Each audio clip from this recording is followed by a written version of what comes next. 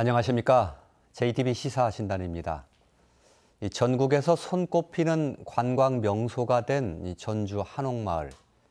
우리 고장의 자랑이기도 하죠. 그런데 근래 들어서 이 한옥마을 관광객 수가 주춤하는 양상을 보이고 있다는 통계가 있습니다. 이 과도한 상업화와 이 정체성을 잃어가고 있다는 지적이 있던 터여서 혹시 이게 위기에 직면한 것은 아닌지 걱정하는 목소리도 나오고 있습니다. 오늘 이 한옥마을의 현주소 또 그리고 과제가 있다면 어떤 것이 있는지 좀 들여다보는 시간을 갖겠습니다. 네 분의 패널 모셨습니다. 어서 오십시오. 안녕하세요. 예, 맞습니다. 예, 조금 전에 말씀드렸던 것처럼 전주 한옥마을과 관련된 이 방문객 통계를 좀 먼저 잠깐 보고 나서 본격적인 이야기를 시작하도록 하겠습니다. 예, 전주시가 이 빅데이터 분석을 통해서 내놓은 자료인데요. 2017년과 2018년 1년 사이를 비교해 보면 1,098만 회에서 정점을 찍었다가 한 4% 정도 지난해 감소한 것으로 이렇게 통계가 나와 있습니다. 하나 더 볼까요? 예, 가장 최근인 올해 현상도 좀 보기 위해서 비교해 봤는데 지난해 8월, 올해 8월 비교해 보니까 역시 6.1% 정도 방문객 수가 줄어든 것으로 나와 있습니다. 통계치는 어떻게 잡느냐에 따라서 상당히 좀 다를 수도 있기 때문에 저 통계가 얼마나 신뢰할 만한 것이냐 또 어떻게 해석하느냐의 문제는 굉장히 달라질 수 있을 거라고 보는데 오늘 주신 분께 어떻게 바라보시는지 좀 한번 여쭤보고 싶습니다. 저 통계에 대해서요. 최영기 교수께 좀 여쭤볼까요? 예. 세계관광기구인 WTO에서 세계관광객 통계를 매년 내고 있습니다. 그 평균을 보면 지난 한 40년간 세계관광객은 평균 7% 이상의 성장을 하고 있습니다. 예.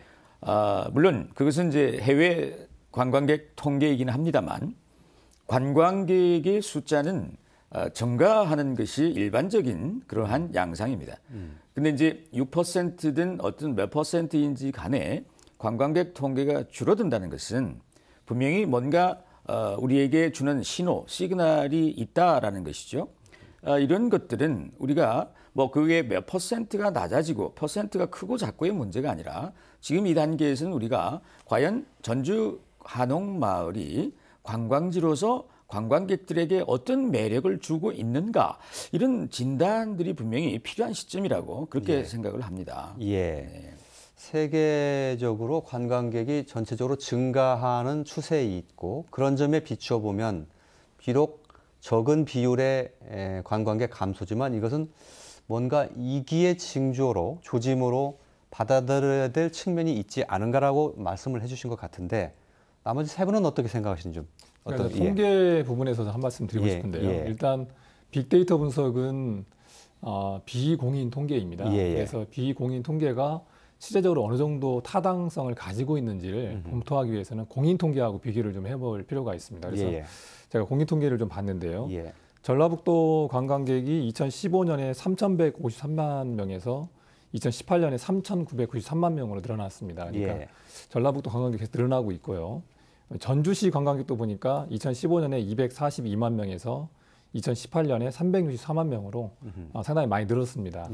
그러니까 지금 이제 다른 지역 전라북도뿐만 아니라 전주시 관광객이 늘어나고 있는데 전주 한옥마을의 지금 빅데이터 분석은 줄어들고 있는 거고요. 그래서 이게 이제 실제로 줄어들었는가를 보기 위해서 공인 통계인 경기전 관광객을 한번 봤거든요. 그러니까 경기전 관광객이 2017년도에 121만 명으로 피크를 이뤘습니다.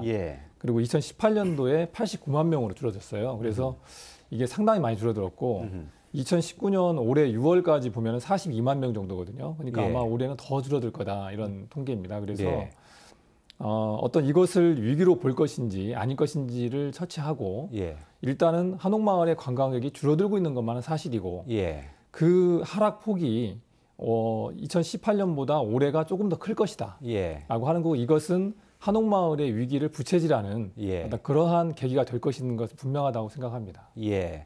통계가 이제 어떤 지표와 통계를 쓰냐에 따라서 통계 신뢰성 문제 이런 것이 있는 것 같은데 김 박사님 또 최영기 교수님 두 분 말씀 들어보면 어찌됐건 공인 통계, 비공인 통계에 있기는 합니다만 전체적으로 관광객 수가 줄어드는 사실만큼은 분명한 것 같다. 여기에 대한 해석 부분을 한번 두 개 여쭤보겠습니다. 이게 일시적인 현상인 거냐 아니면 지속적으로 계속 이렇게 나타날 가능성이 꽤 있는 거냐. 이 부분이 상당히 중요한 대목 같은데 어떻게 보십니까? 네. 저는 지금 이 퍼센테이지별로 방문객이 줄어들었다, 뭐 경기장 관광객 수가 줄어들었다라는 것에서 예견되고 뭐 어떤 경고를 주고 있다라고 뭐 평가를 하신 것에 공감을 하지만 예. 저는 한옥마을이 가장 사랑받았던 때 당시부터도 사실 이런 위기가 초래될 것을 관광객들이 얘기를 해줬다라고 생각을 하고 있거든요. 그러니까 제가 한옥마을에서 문화계획을 시작하고 관광객들과 밀접하게 소통을 하면서 가장 많이 들었던 이야기가 한옥마을이 어디로 들어가야 됩니까? 라는 이야기부터, 그러니까 한옥마을이 어디서부터 시작된다라는 기대감을 갖고 왔을 텐데 태조리에 펼쳐진 어떤 이런 상업적인 모습들이나 이런 것들에 실망을 가지고 있었고, 그다음에 다시 오고 싶지 않은 관광지 1위로 투표되는 것들은 사실 저희가 너무나 많이 봤었고, 예. 그럼에도 내비게이션 검색어 1등이 한옥마을이 항상 휴가철마다 하고 있어서 예. 사실 저희가 그것도 간과하고 있지 않았었나라는 생각을 해보고요. 예. 이것은 저희가 앞으로 더욱더 무겁게 그리고 더 무섭게 받아들여야 되는 증거가 되고 있다고 생각을 합니다. 예. 관광객 수가 계속 증가는 하고 있었지만 네. 늘 위험 요소는 네. 안고 있었다 그런 말씀을 이해하면 네. 되겠습니까? 네, 예. 다 세 분의 전문가들께서 그렇게 동일한 인식을 가지고 있는데 저도 위기라는 표현보다는 한옥마을 관광객들이 감소하고 있다. 저는 해석을 이렇게 하고 너무나 이제까지 많이 왔다. 오버 투어리즘적 예. 관점에서 수용할 수 없는 인원들이 많이 왔는데 이제 정상적인 수치로 했는데 우리가 향후에는 어떻게 더 해야 할까 이런 미래지향적인 관광의 로드맵을 만드는 거. 예. 좀 그런 관점에서 지금 보고 알겠습니다. 싶습니다. 예. 최근 제가 여름에 통영과 여수와 한옥마을을 같은 날짜에 한번 돌아봤는데 통영 쪽도 보니까 부산의 관광객들이 많이 빠져 있고 여수의 밤바다도 보니까 그날 동시 시간대에 가봤습니다. 근데 다 똑같이 지금 관광객들은 빠지는 추세인 것은 사실인 것 같습니다. 이게 예.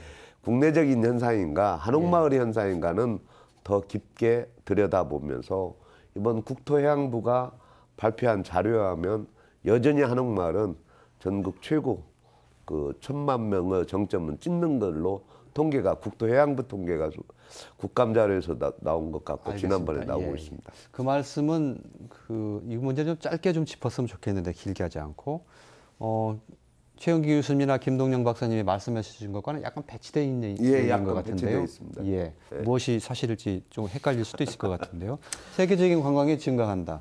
국내 전라북도 전주도 관광이 늘었다. 그런 말씀이 있으셨는데 예. 다른데 관광객 돌아보니까 다른 데도 빠지고 있더라. 예, 저는 이렇게 말씀하셔서 예, 저는 체감으로 봤을 때는 예. 다른 여수하고 특히 통영을 주목하면서 전주와 비교하고 있는데 예. 여전히 한옥마을은 그래도 국토해양부 자료에 의하면은 또 여전히 1,000만을 정점을 찍고 1위를 달리고 있다. 근데 계절별 요소라든지 또 이런 여러 가지 콘텐츠 요소라든지 이런 것들 때문에 빠지는 것은 사실입니다만 위기로는 보지 않는다 이런 말이에요. 위기까지는 아니다. 예. 알겠습니다. 다른 분들도 위기까지는 아니라고 보십니까? 어떻게 보십니까? 사실은 한옥마을이 전라북도의 대표 관광지입니다. 예. 전주의 대표 관광지고요. 우리가 전주로 관광객이 와서 한옥마을 이외에 다른 곳으로 좀 담을 그릇이 있었다면 전주의 전체적인 관광객 숫자가 줄어들지 않을 겁니다. 그러니까 한옥마을의 위기를 얘기하기보다 한옥마을과 함께 같이 연계해서 갈 수 있는 관광지를 우리가 빨리 만들어야 되는데 저는 좋은 예가 지금 전라 가명을 복원해서 그것이 이제 또 오픈이 되고 또 덕진공원도 한국 전통정원으로 해서도 오픈이 되면 우리가 염려하는 한옥마을 우리 관광객 이거 얼마나 오랫동안 많이 얘기를 했습니까? 그래서 우리는 한옥마을보다 또 다른 관광지를 관광객을 담을 수 있는 그릇들을 만들어 가야 한다. 예. 이게 뭐 전체적인 한옥마을의 위기라기보다는 전주시가 앞으로 관광객 숫자를 극정하지 않으려면 한옥마을에 집중된 것을 조금은 이렇게 확산시킬 필요가 있다. 그런 알겠습니다. 생각이 듭니다. 어떤 그 과제를 찾아가야 되는지에 대해서 말씀을 해주셨 것으로 이해를 하고요.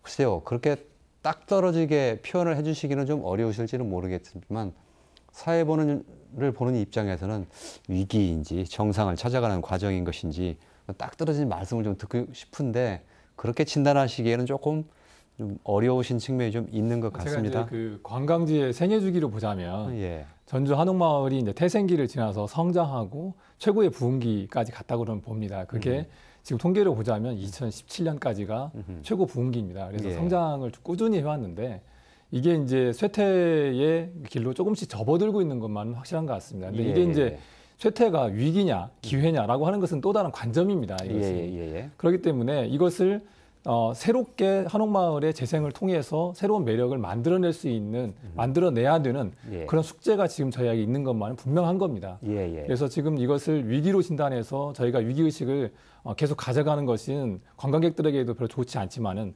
내부적으로는 위기의식을 가지고 이걸 준비해야 되는 시기다라고 하는 생각은 듭니다. 아까 우리 이 대표님이 말씀하셨지만 많은 관광객들이 오시면서 다시는 오고 싶지 않은 관광지 그런 표현들을 관광객들이 하셨잖아요. 정작 위기는 관광객이 줄어드는 게 위기가 아니라 재방문하는 고객이 줄어드는 것이 가장 심각한 위기입니다.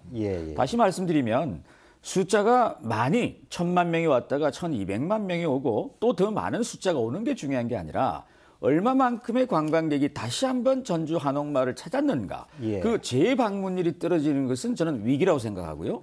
전체 관광객이 줄어드는 것은 저는 충분히 있을 수 있는 일이라고 생각합니다. 우리나라가 OECD 국가들 가운데서 가장 국내 여행 비율이 적은 나라 중에 하나가 우리 한국입니다.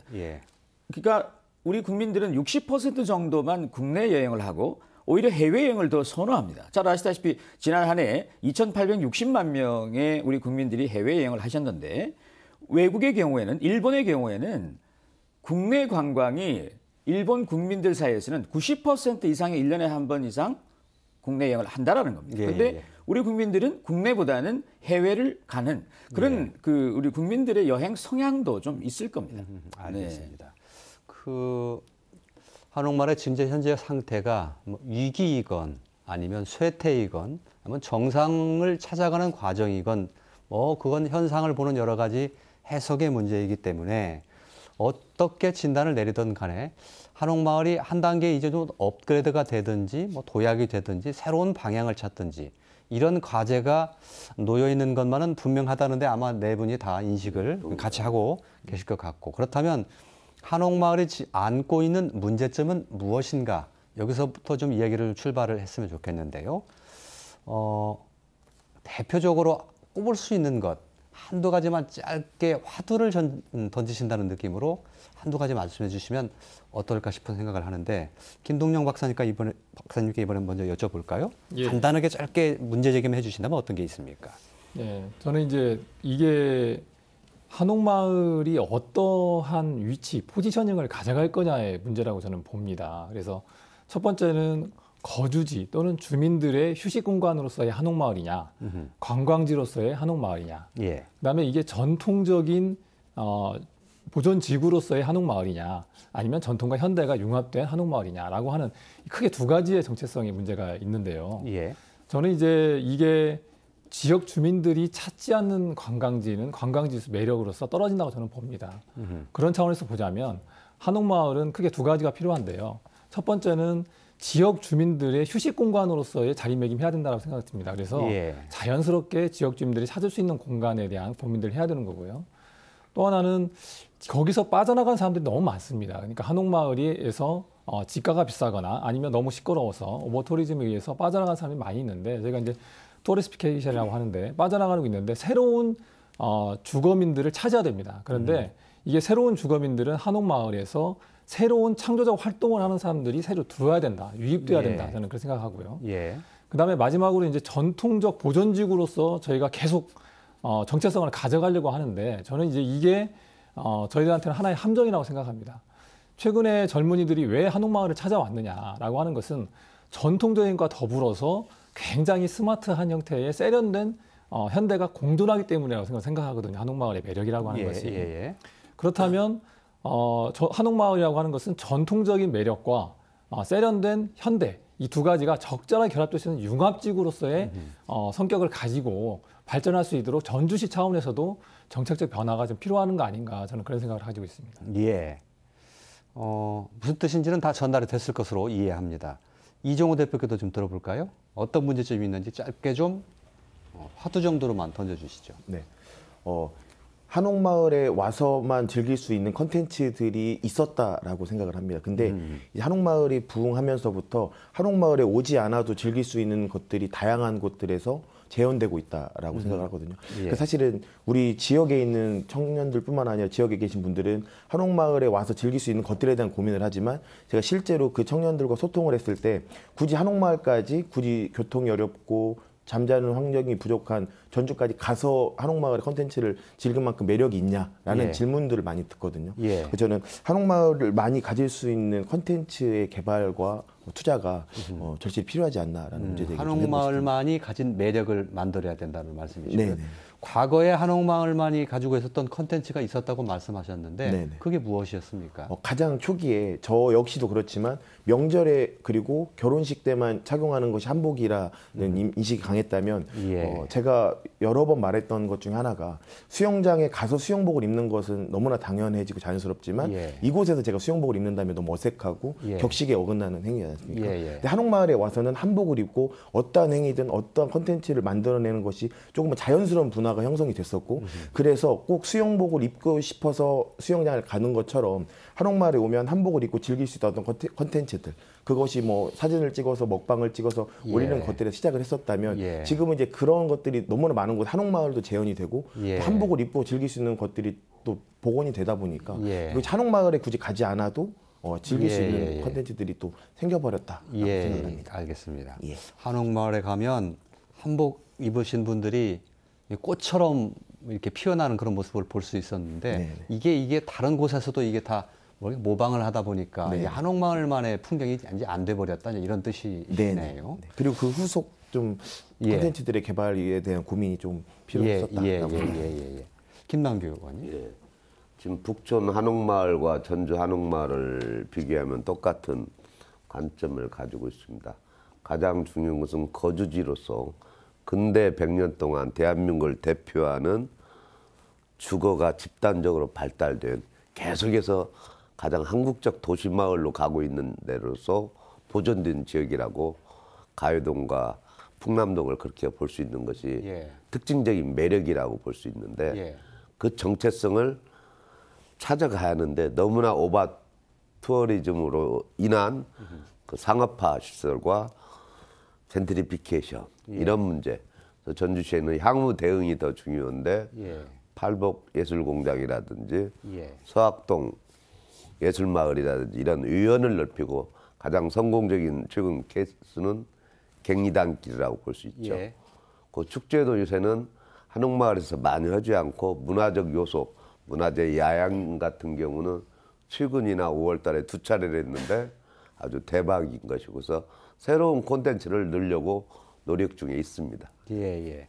역시 그냥 새로운 콘텐츠의 부재, 예. 부족, 요것이 가장 큰 문제라고 이해하면 되겠습니까? 전국이 건 동일한 관광지들이 건 비슷비슷한 예. 콘텐츠를 갖고 있다 보니까 예. 전주만의 아까 이제 한복이 대표적인데 그거를 또 뛰어넘는 멋이 예. 있어야만이 그 젊은 예. 층들이 예. 되게 관광을 주도하기 알겠습니다. 때문에 예. 그리고 오버 투어리즘, 그러니까 과잉 관광이죠. 우리가 수용할 수 있는 범위를 넘어서서 지나치게 많은 관광객이 오는 문제, 또 젠트리피케이션, 원주민들이 이제 뭐 땅값이라든가 이런 여러 가지 요인에 의해서 밀려나가는 현상, 이런 것들도 다 문제점으로 지적을 해주셨고, 마지막으로 최영기 교수님의 문제점 진단 한번 들어보겠습니다. 관광객은 보고 싶은 것을 보려고 전주 한옥마을을 옵니다. 전주시는 보여주고 싶은 것을 보여주려는 정책을 펴니다. 관광객이 보고 싶은 것과 우리가 보여주고 싶은 것이 그 차이가 아닌가 생각합니다.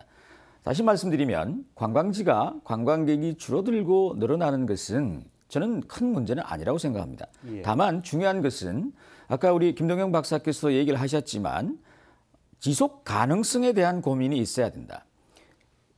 관광지가 수명 주기가 다 해서 쇠퇴해버리면 한마디로 말씀하면 죽어버리면 문제가 되는 거지 않겠습니까? 그렇다면 어떻게 우리가 지속 가능한 한옥마을을 만들 것인가? 그건 전 본질이 있다고 봅니다. 그게 정체성과도 연결되는 것이고 전주 한옥마을과 북촌 한옥마을에 비교를 해 주셨습니다만 전주 한옥마을은 분명히 살아있는 생활문화와 한국다움이라는 것이 존재합니다. 예. 그걸 컨텐츠 말씀도 하셨습니다만 그런 것들을 끊임없이 컨텐츠로 만들어서 제공을 해줘야 예. 관광객이 오는 것이지 예. 본질적인 것에 충실하지 않고 관광객들이 좋아하는 것만 일시적으로 예를 들면 길거리 음식이라든지 이런 걸 제공해서는 안 된다는 말씀이죠. 저는 지속 가능하기 위해서는 전주 한옥마을다운 그러한 컨텐츠, 한옥마을다운 스케이프, 경관 이런 것들을 유지하는 것이 문제라고 생각하는데 그런 부분을 우리가 좀 보완을 해야 할 필요가 있다. 그렇게 생각하는 거죠. 알겠습니다. 여러 가지 말씀 네 분께서 다 해주셨는데 공통점이 분명히 많이 있는 것 같습니다. 그리고 제기해 주신 문제들이 그냥 따로 독립적으로 존재하는 게 아니라 다 맞물려서 다 돌아가는 뭐 그런 문제 제기가 아닌가 싶은 생각이 드는데 그중에서 하나 제가 먼저 좀 꼽아보자면 정체성 문제를 좀 한번 얘기를 해봤으면 합니다. 김동영 박사께서 전통만 고집할 것이 아니라 전통과 현대가 적절히 어우러지는 그런 한옥마을이 돼야 된다는 말씀도 하셨고 또 거주민이 계속 거주하는 그런 한옥마을. 그러니까 상업 공간만이 있는 곳이 아니라 생활 공간으로서의 이건 최영기 교수님 표현이 있었습니다. 생활 문화로서의 한옥마을이 분명히 필요하다. 이런 정체성을 유지해야 된다는 말씀이신데 그렇다면 지금은 한옥마을의 거의 뭐 상업 시설이 대부분을 차지해서 거기에서 거주하고 있는 그야말로 한옥을 생활하시는 일반 생활인들이 사실 거의 없다고 보는 게 맞겠죠. 현재로서는. 그런 분들을 다시 유입하게 만드는다는 말씀도 하셨는데 그게 쉽을까 싶은 생각도 드는데 어떻게 보십니까?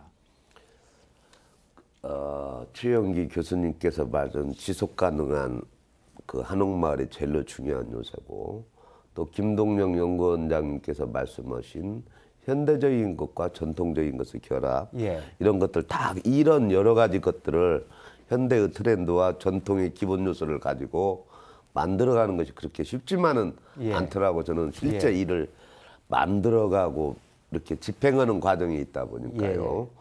그래서 과연 이런 문제를 어떻게 해결해야 할까. 그래서 가장 생활문화를 가장 기본적으로 하고 있고요.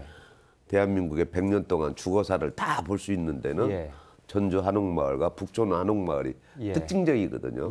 안동이나 양동처럼 사대부들이 살았던 그런 돛도 아니고 현재 진행형으로 이렇게 박제화되지 않고 그런 생활적 요소를 조금 집어넣고 또 현대인들이 홍대의 거리처럼 또 동숭동의 인사동 거리처럼 좀 쇼핑도 하면서 즐길 수 있는 요새 젊은 친구들의 그렇게 생활문화가 중요한데 그 생활문화가 한옥마을 현장에서 정착되기 위해서 어떻게 해야 됩니까? 마을 주민들이 안 계신데 많이. 인위적으로 하기 상당히 어려운 구조가 아닙니까? 인위적으로 하기는 어렵고요. 저는 지금 이 과정은 어떻게 보면 시장의 논리에 맡겨진 상태의 한옥마을이다. 저는 자체적으로 지금 굉장히 좋은 방향으로 가기 위한 그런 어떤 정화의 시기다. 저는 그렇게 느낍니다. 그래서 이게 억지로 한옥마을로 와서 사서 요즘 뭐 전주시에서 한 달 살기, 그건 뭐 꼭 전주시뿐만이 아니라 전국적으로 한 달 사는 거. 이제 관광과 일상이 별개가 아니라 동일하다라는 그런 트렌드들이 나타나기 시작했습니다. 관광지라서 가는 것이 아니라 우리에게는 일상생활권이지만 타지에서 오는 분들은 관광지예요. 그것이 어떻게 다를 수가 없지 않습니까? 그래서 관광객을 억지로 또는 여기 생활하시는 분들 억지로 끌어다니기는 어렵지만 사실은 지금 얼마나 집가라든지 이런 게 많이 올랐습니까? 물리적으로 외부에 거주하는 분들 한옥마을에 살게 하기는 어렵습니다. 예, 하지만 그런 가운데서도 전주 한옥마을이 가지고 있는 지금 제가 보기에는 빈 공간들이 있어요. 아직도 있습니다.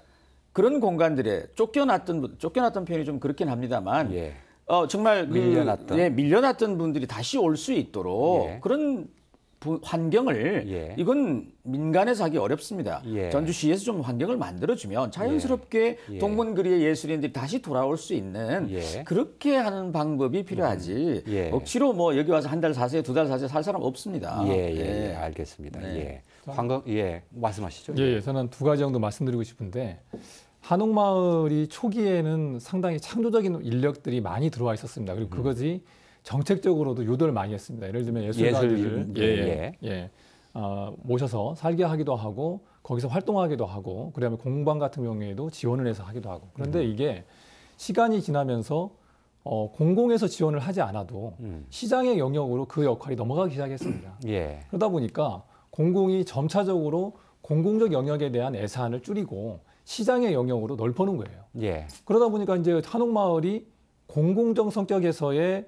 유지해야 될 가치가 있는데 이 부분을 시장으로 넘어가면서 시장의 영역에서 자연스럽게 그냥 시장의 영역으로 편입돼 버린 겁니다. 예. 그래서 지금 시기에 전주시의 한옥마을에 대한 정책을 이제는 공공적 영역에서의 가치를 어떻게 예. 조금은 높일 것인지에 대한 고민이 필요하다. 예. 초기에 저희가 전략을 짰던 창조적인 인력들을 좀 정책적으로라도 유입시키는 전략들이 저는 필요하다고 생각합니다. 그래서 새로운 활력을 가진 정주 인력이라고 예. 하는 측면에 대한 고민이 필요하다는 식입니다. 그래서 예. 이게 단순하게 억지로 안 된다라고 하는 게 아니라 아까 예. 뭐 한 달 살기, 1년 살기라고 프로젝트라고 하는 것만으로도 예. 하고 그다음에 비어있는 공간들, 그다음에 지금 시설들과 함께 할 수 있는 것들을 포함해서 그 지역에서 창조적인 활력들이 계속 창조적인 일을 할 수 있도록 그런 분위기가 만들어져야 됩니다. 예. 대표적으로 이제 미국의 엘리자베스 커리드라고 하는 학자가 소셜 라이프라고 하는 용어를 썼는데 그게 뭐냐면 창조적 활동을 하는 사람들은 비공식적 공간에서 활동을 한다는 겁니다. 카페나 아니면 뭐 클럽에서 파티를 하거나 사람들을 만난다는 거죠. 근데 예. 이게 그냥 만나서 소비하는 게 아니고 여기에서 그 지역의 고유성과 창조적 활동들이 만들어진다는 거거든요. 예. 그런데 지금 한옥마을의 위기라고 하는 것은 바로 창조적 인력들이 더 이상 들어오지 않고 그러한 활동들이 줄어들고 있는 데 있지 않은가 싶고요. 예. 그런 것들에 대한 전주시 차원에서의 공공적 차원에서의 개입이 필요한 시점이 아닌가 이런 생각이 듭니다. 알겠습니다. 제가 적절히 정리를 할 수 있을지는 모르겠습니다만 어찌됐건 관광객들이 한옥마을을 방문해서 뭐 맛있는 음식도 먹고 여러 가지 활동을 하고 싶어 하는데 그 중에 하나가 한옥마을에서 일상생활을 하시는 주민들도 한번 좀 보고 싶고 담장도 좀 기웃거려 보고 싶고 예술인들도 만나서 활동하는 순수한 그런 분들을 좀 보고 싶고 이러한 것들이 필요한데 이게 시장화에 맡겨놓다 보니까 원주민도 다 밀려나게 됐고 예술인도 밀려나게 됐고 그래서 이게 이제 전주시에서 공공적인 정책을 써서 어렵긴 하지만 이분들을 끌어들이는 정책이 좀 필요하다. 이 정도로 지금까지 말씀해 주신 부분은 정리를 좀 해볼 수 있을 것 같고요.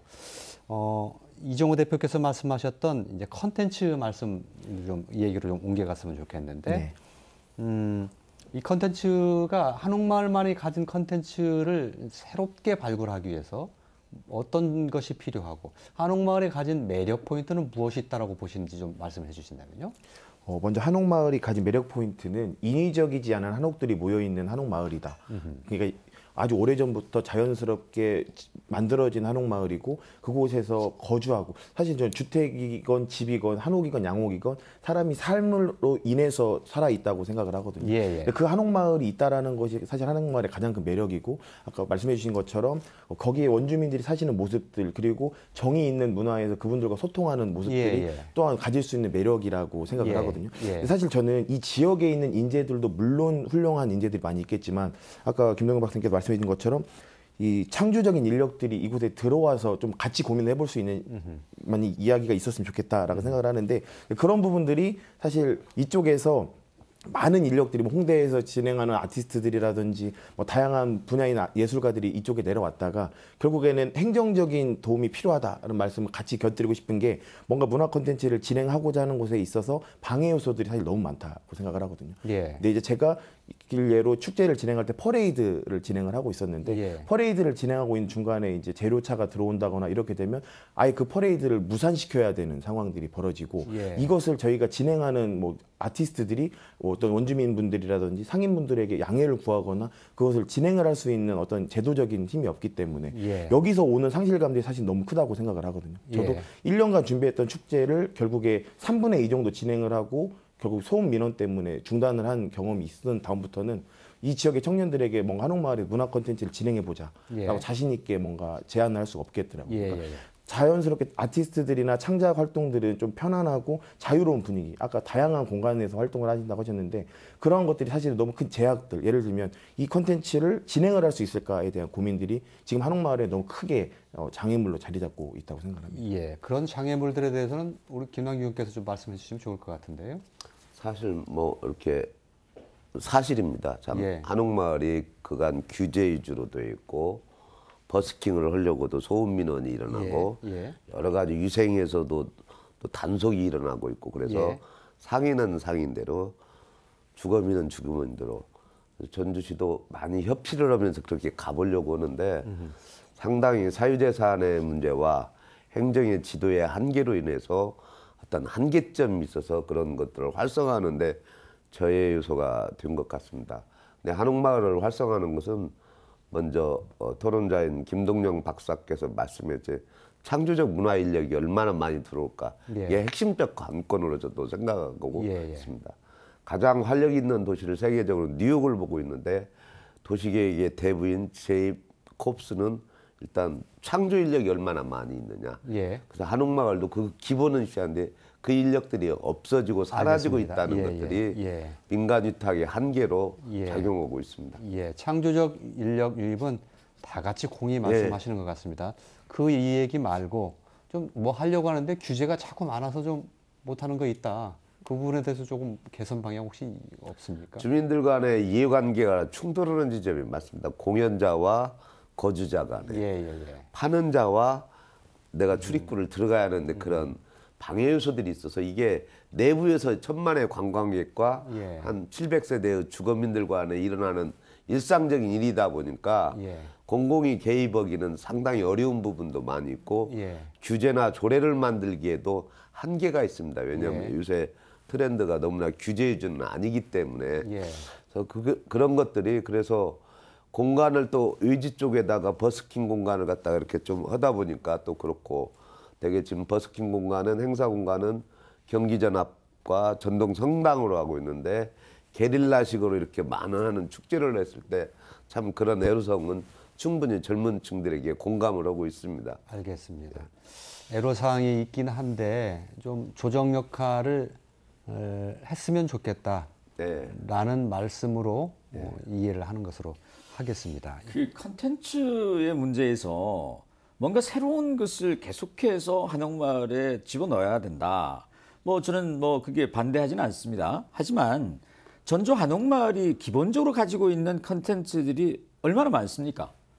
한지, 한옥, 한복, 한식, 국악 예. 이러한 컨텐츠들이 우리 한옥마을에 다 지금 있습니다. 예. 있는데 그 부분을 좀 더 활성화시키는 부분에 우리가 예. 좀 관심을 둬야 되지 예. 새로운 것을 갖고 와서 하는 것에만 맞춰서는 저는 안 된다고 봅니다. 예. 요즘 관광객들이요 뭔가 대규모의 어떤 이벤트 행사보다는 소소하지만 확실한 행복 그게 지난해에 우리 국민들의 트렌드였습니다. 예. 그러나 조그만 한옥마을 마루 대청 마루에 앉아서 조용하게 음악을 들으면서 차 한 잔 마시는 것 예. 그것만 해도 정말 저는 훌륭한 배경이 우리 한옥마을이라고 생각을 하거든요. 예. 그래서 우리가 있는 것들을 잘 이렇게 다시 한 번 더 예. 재생 꼭 건물을 다시 짓는 것만이 재생은 아니고 컨텐츠도 재생 확대 재생산하는 것이 저는 창조적인 활동이라고 생각합니다. 예, 한옥마을이 가지고 있는 그 고유의 자산, 가치, 매력 이런 것들을 말씀해 주셨는데 그런 것들을 다시 한번 재인식하고 그걸 잘 다시 한번 돌아다 보면 또 새로운 가치가 발견하고 또 관광적인 요소를 만들어낼 수 있다. 이런 말씀으로 인정을 하고요. 거기에 김동영 박사께서 단순히 전통적인 것뿐만 아니라 현대적인 것까지 같이 비벼야 된다. 이렇게 말씀을 해주셨단 말이에요. 제가 이제 전주 한옥마을의 정책을 보면 안타까운 게 하나 있는데 그게 뭐냐면 규제 중심으로 정책을 한다는 거예요. 그러니까 이 규제 중심이라고 하는 것이 지구 단위 계획을 계속 강화를 하면서 프랜차이즈를 못 들어오게 한다든지 아니면 뭐 음식점 전통 음식점이 아니면 못 들어오게 한다든지 아니면 뭐 VR 체험을 못 하게 한다든지 뭐 이런 식의 규제 중심으로 정책을 펴고 있거든요. 그러다 보니까 새로운 시도가 일어나는 걸 자꾸 막아요. 예를 들면 저는 이제 전주의 한옥마을에서 본 대표적인 이 풍경 중에 하나가 한복을 입은 여성이 VR 게임기를 타고 VR을 한옥 안에서 하는 거였거든요. 저는 이게 전주 한옥마을의 어쩌면 미래를 보여주는 모습이 아닐까 이런 생각이 들었습니다. 왜냐하면 VR이라고 하는 체험은 가상 체험이거든요. 가상으로 체험을 하는데 그것을 전통적인 공간에서 한다라고 하는 것이 저는 왜 이게 규제 대상인가. 이게 VR 체험이라고 하는 것이 전통과 어울리지 않다라고 느낀다고 하는 거죠. 관에서. 저는 그게 아니고 어떻게 하면 VR 콘텐츠와 전주 한옥마을을 접목할 것인가를 도모해 줘야 된다 생각이 듭니다. 그래서 새로운 시도들이 자꾸 이루어질 수 있도록 장을 열어줘야죠. 그런 기회와 기회의 장을 열어주는 것이 전주시의 역할이지 그걸 자꾸 규제하는 방향으로 가는 것은 저는 아니다 이런 생각이 듭니다. 제가 최근에 문체부가 2019년 관광 트렌드를 발표를 했는데 여기서 대표적인 것 중에 하나가 제가 특이한 게 가족여행, 체험여행, 인싸여행, 그다음에 맛집 투어, 연중여행 근데 하나가 뭐냐면 강원도 여행이었어요. 왜 강원도 여행이 국내 여행의 트렌드 중에 대표적인 트렌드로 하나 들어갔느냐 6개 중에 그게 뭐냐면 고즈넉한 문화유산하고 아름다운 자연을 가지고 있는데 이게 트렌디한 질글거리와 결합되면서부터 매력을 가져갔다는 겁니다. 근데 전주 한옥마을이라고 하는 것은 그 당시만 해도요. 2000년대 초반 중반까지만 해도 이게 가장 트렌디한 공간이었어요. 근데 지금 현재 우리가 전주 한옥마을이 이런 트렌드를 가져가느냐라고 한다면 그런 부분에서 한번 검토를 해봐야 된다라고 생각이 듭니다. 특히나 재방문지가 높은 지역 같은 경우는요. 이게 아름다운 경관을 이용한 맛집이 많은 경우가 굉장히 많습니다. 이게 이제 대표적인 이제 스카이스캐너라고 하는 여행 전문 검색 업체에서 조사를 한 건데 재방문지를 어디를 재방문을 하느냐 물어본 겁니다. 그러니까 우리가 고유하게 가지고 있는 한옥마을의 경관을 다시 한번 만들어 가는데 이게 저는 지금까지는 관 중심으로 경관을 만들어 왔는데 이제는 민 중심에서 경관을 만들어가는 역할들이 필요하다. 그래서 전주 한옥마을이 가지고 있는 고유성을 확보하고 또 한쪽에서는 민 차원에서 트렌디한 시도들을 계속할 수 있도록 장을 열어주는 거. 이 두 가지가 필요하지 않나. 저는 조금 생각이 조금 다른 것이 지속한 규제를 전주 한옥마을에 왜 규제를 하느냐. 그건 전주 한옥마을의 어떤 정체성을 유지, 보존하기 위한 노력의 일환이라고 생각합니다. 뭔가 상행위를 못하게 하려고 하는 규제라기보다는 예를 들어서 우리 김동영 박사께서 얘기하신 VR, 한복 입은 여성이 VR을 통해서 뭔가 체험을 하고 있다. 그것이 왜 꼭 한옥마을이어야 할까라는 생각을 해요. VR 체험은 어디에서나 할 수 있는 겁니다. 지금 아마 김 박사님은 그 VR이 소재가 그 가상현실이 한옥마을스러운 컨텐츠였다면 저는 동의를 해요. 하지만 일반적으로 하는 그러한 게임형, 놀이형 VR이라면 그것이 왜 한옥마을이 할까라는 데는 저는 조금은 다른 생각이 있어요. 한옥마을스러운 그러한 가상현실, 정강현실 이런 것들이 있으면 좋겠는데 지금 사실은 한옥마을에 그렇진 않지 않습니까? 그러다 보니까 그것이 상업하고 연결이 되는 거예요. 상업하고 연결이 되니까 지금 정체성을 잃어간다는 얘기들이 나오기 때문에 그런 융합의 시대이긴 합니다. 하지만 그것이 한옥마을과 적당히 어울릴 만한 그런 신기술들이 들어와야 되지 무분별하게 어디서나 할 수 있는 VR, AR, MR 체험들이 한옥마을에 와서는 저는 안 된다고 생각합니다. 제가 이제 이거 관련해서는 이런 시도가 자연스럽게 저는 한옥마을의 컨텐츠로 연결될 거라고 보는 겁니다. 근데 그 시도를 막으면 그 자체가 안 된다는 거예요. 예를 들면 한지에다가 사진을 인화하는 기술을 초기에 개발한 업체가 있습니다. 근데 이게 한지를 코팅해가지고 인화를 했거든요. 그러다 보니까 한지의 질감이 안 살아요. 그래서 이 업체가 망했습니다. 그리고 최근에 새롭게 한지의 질감을 그대로 살리면서 인허하는 업체가 만들어졌어요. 예. 이게 경기장 바로 앞에 한옥마을 앞에 만들어지면서 상당한 인기를 끌었고 예. 거기에 가야만 한옥마을의 경관을 핸드폰에서 인쇄를 할 수 있는 공간이 됐단 말입니다. 예. 이게 저는 첨단 기술과 한옥마을의 고유성이 결합되면서 새로운 형태의 시도들이 예. 정체성을 만들어간다고 저는 봅니다. 예. 그런 것처럼 제가 그런 시도가 가능한 것은 계속 그러한 장을 열어줬기 때문에 가능하다고 저는 보는 거고요. 알겠습니다. 만약에 예. 이것도 첨단 기술을 이용했기 때문에 안 된다라고 했다면 이 기술은 아마 나오지 않았을 겁니다. 예, 그런 것처럼 알겠습니다. 예. 한옥마을에 대한 시도의 장을 열어줘야 장기적으로 보면 한옥마을과 관련된 컨텐츠가 VR로 들어가는 그런 시대가 올 것이다 저는 봅니다. 예. 규제로부터 이야기를 출발한 것이 이제 두 분 사이에 약간 다른 시각의 말씀으로 이어졌는데, 그렇게 전통과 현대를 접목할 때 어떤 것들은 전혀 한옥마을스럽지 않은 현대가 결합되면서 이게 영 모양새가 아닌 경우가 있다는 말씀을 해주셨고, 또 김동영 박사께서는 자꾸 그런 것들이 진화하다 보면 스스로 한옥마을스러운 것을 찾아가게 되더라, 만들어지게 되더라, 이쪽을 좀 더 강조해서 말씀해 주신 것으로 이해를 하는데, 글쎄요, 정답 내리기는 좀 어려운 부분이 있는 것 같습니다. 예. 조금 전에 이거 짧게 좀 잠깐 여쭤보고 가야 될 부분인데, 네 분 다 공이 창조적인 인력 유출, 인력 유입, 또 그리고 거주민의 살 수 있도록 하는 것, 굉장히 강조해 주신 말씀이어서 이게 굉장히 핵심처럼 얘기가 됐는데, 이게 이제 이미 상업화가 상당히 이루어져서 집가는 집가대로 올라서 인위적으로 이분들을 유입시키는 것은 굉장히 어려운 측면이 있고, 주변 마을에 조금 집가가 저렴한 곳으로 뭐 전주시라든지 이런 공적인 영역에서 자꾸 유도를 하는 정책, 이렇게 생각하면 되겠습니까? 그 부분은 어떻게 보십니까? 그 정도면 되겠습니까? 저는 이게 지금 현재 게스트하우스에서 실제 많은 입주민들, 원주민분들께서 아티스트들에게 뭐 무상으로 한 달씩 제공하거나 이런 시도들과 노력들은 있었다라고 생각을 하고요. 제가 생각하는 본질적인 이 창조적인 인력들의 유입이 어려운 이유는 아까도 말씀드렸지만 이 창조적인 활동들을 자연스럽게 마음껏 펼칠 수 있는 이 활동이 보장이 돼야 된다라고 생각을 하거든요. 그러니까 그분들이 전주에 한 달 살건 1년 살건 여기서 고민해서 만들어낸 어떤 창작물의 전시라든지 아니면 활동들의 공연이라든지 이런 활동들의 제약들이 많이 없고 이것들을 진행할 수 있는 것들이 조금 자연스러워져야 이 창작할 수 있는 인력들이 내려오는 것이지 내가 여기 와서 고민한 것들 열심히 하는 것들을 결국 발산할 수 있는 이 기회가 불확실하다면 어떠한 혜택이 있건 어떠한 내용들이 지원이 되건 그분들을 그 뜻은 조금 전에도 말씀해 주셨는데 김남규 의원님의 말씀에 따르면 그렇게 할 때 거기에서 사시는 분들 또 상업하시는 분들 이런 이해가 충돌하기 때문에 조금 조정하기가 어렵다. 그건 또 그렇다고 그 창조적 행위 하시는 분들만 편을 또 들어줄 수는 없잖아요.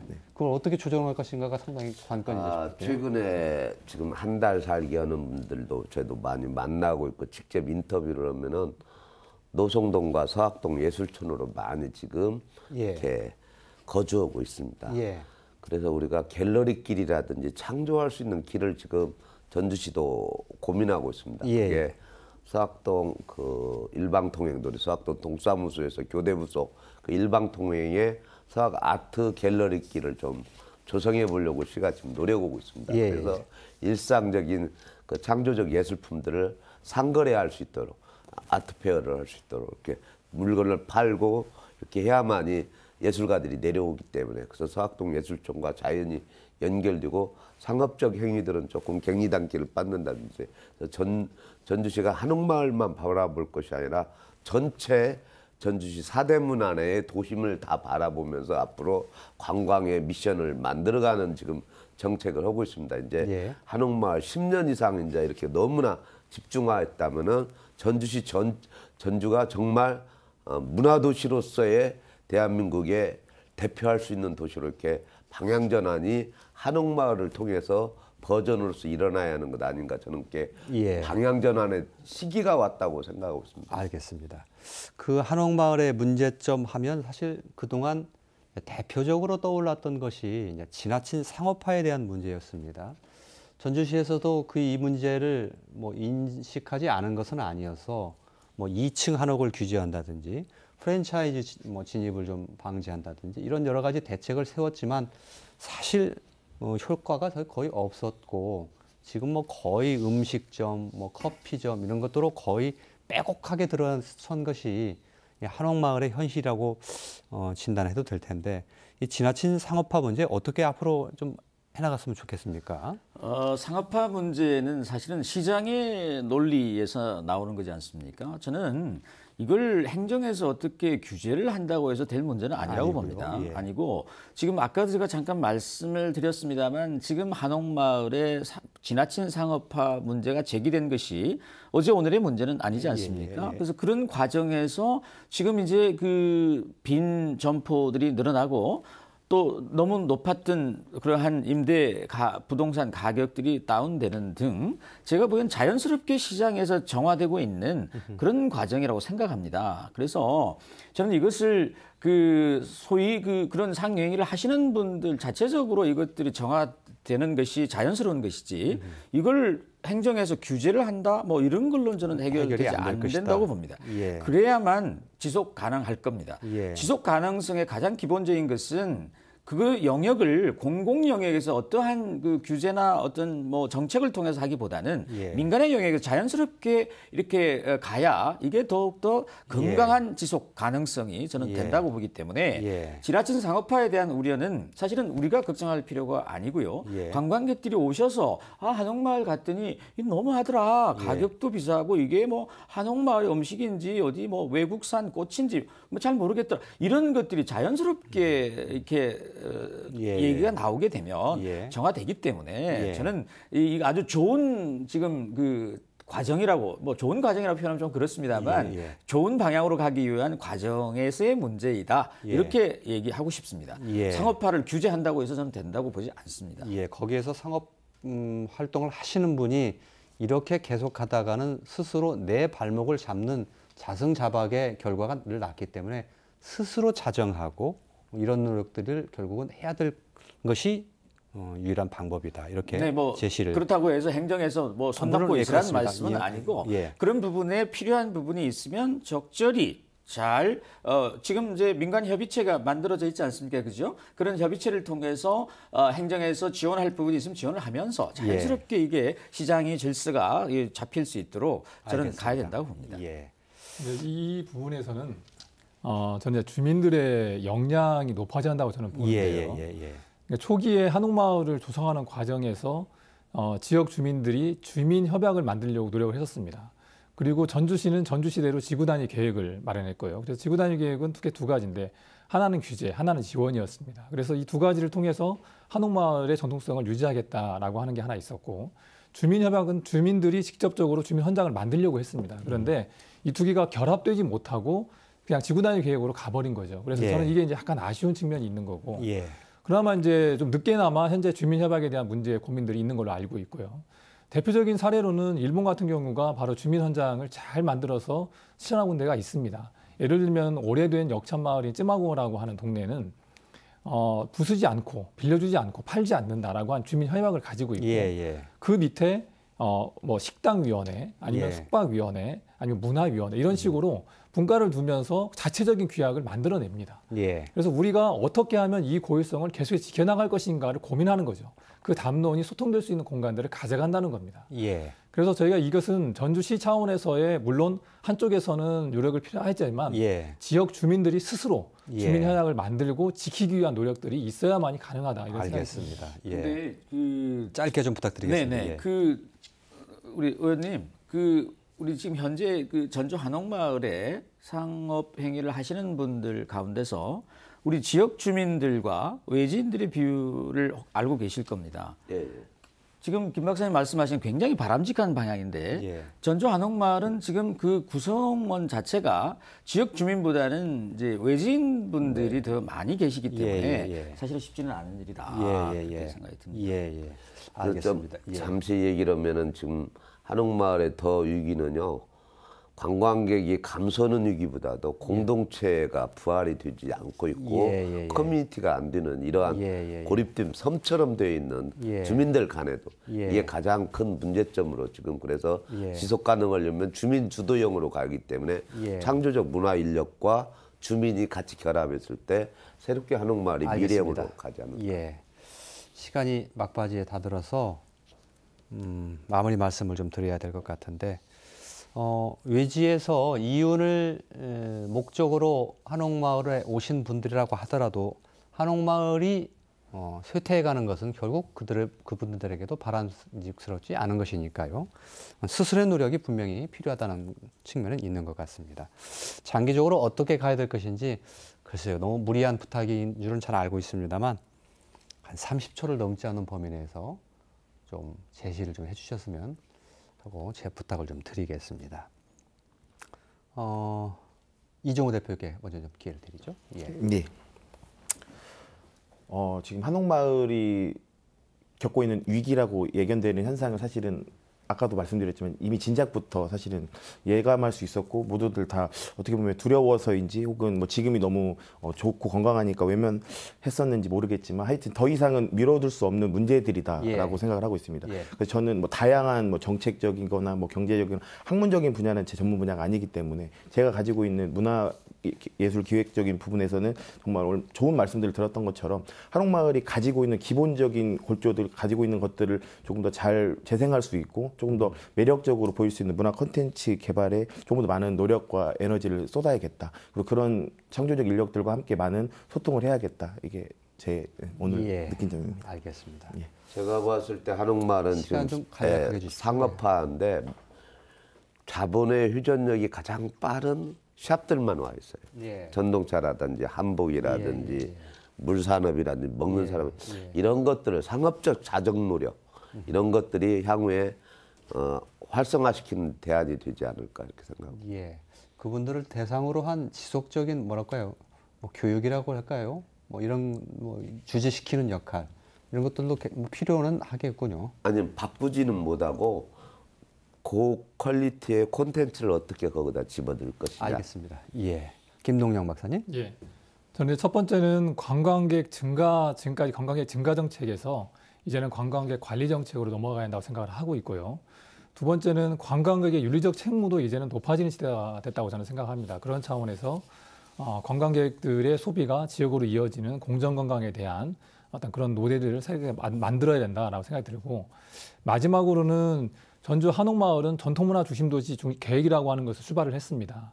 이제는 변화된 환경에 맞게 제2차 전통문화 중심도시 계획이 세워져야 됩니다. 그래서 변화된 환경 속에서 한옥마을이 어디로 갈 것인지에 대한 방향을 수립하는 것이 종합적 계획을 수립하는 것이 필요하다 이런 생각이 듭니다. 예, 크게 항해해 나갈 항해의 지도가 필요하다 이런 말씀에서 이해하겠습니다. 최영기 교수님. 저는 한옥마을에 가지고 있는 본질적인 정체성 이걸 지켜나가는 것이 가장 경쟁력이 있다고 봅니다. 전주 한옥마을은 말 그대로 한 문화의 저는 보고라고 생각합니다.